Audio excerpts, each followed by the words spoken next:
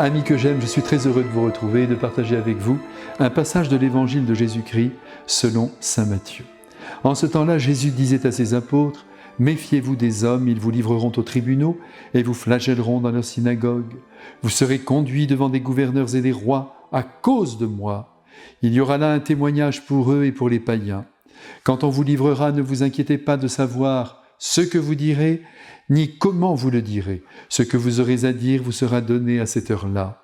Car ce n'est pas vous qui parlerez, c'est l'Esprit de votre Père qui parlera en vous. Le frère livrera son frère à la mort, et le père son enfant.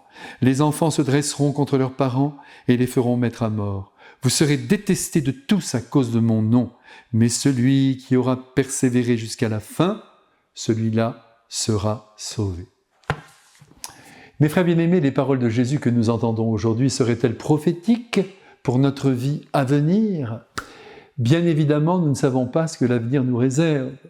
Mais ce qui est sûr, c'est que des hommes ont déjà été arrêtés à cause du Christ, ont comparu devant des tribunaux, ont été mis à mort. Et Étienne, dont c'est la fête aujourd'hui, est du nombre. Ce jeune homme, dont nous ne savons rien de sa vie, et d'ailleurs, sa vie privée, comme on disait jadis, ne nous regarde pas. Il est d'une détermination et d'un courage à faire trembler tous les démons de l'enfer. Il est diacre, comme vous le savez, il est chargé de veiller sur les veuves de l'Église, il assiste aussi les apôtres dans leurs tâches évangélisatrices, et il prêche bien sûr avec audace, avec ardeur, le Christ comme unique sauveur, et de plus, il fait des miracles.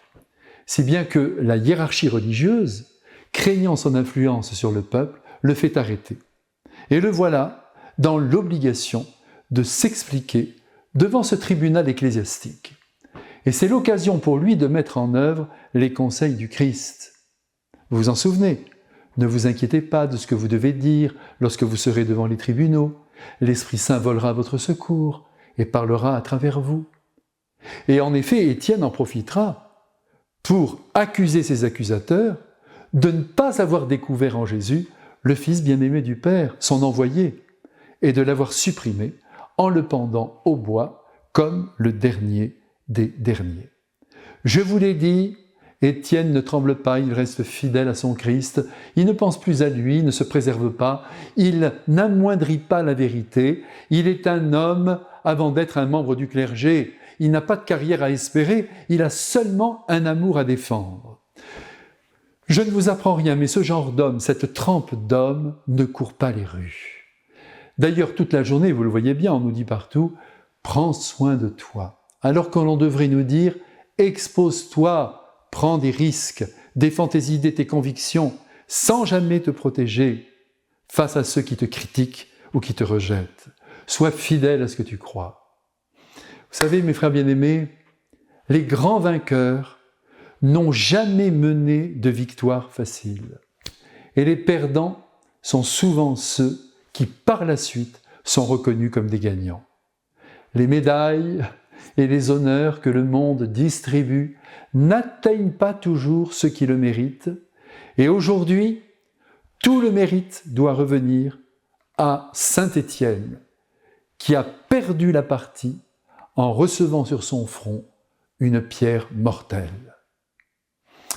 Je me souviens, non sans émotion, de deux de mes confrères, Michael et Zbigniew, qui à Pariacoto au Pérou, pour avoir fait le catéchisme à des enfants, ont été tués par le Sentier lumineux, un mouvement révolutionnaire épouvantable.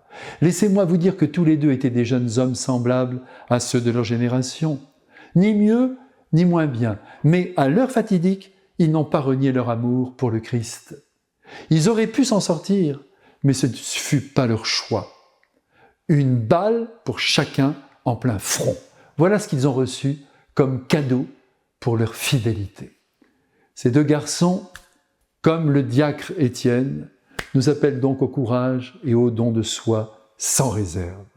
Non seulement à l'heure d'une éventuelle épreuve finale, mais sur tous les jours de notre vie où notre enthousiasme pour la cause que nous servons est attendu, où nos convictions sur le plan humain et spirituel ne doivent jamais s'incliner devant les hommes quoi qu'il pourrait nous en coûter.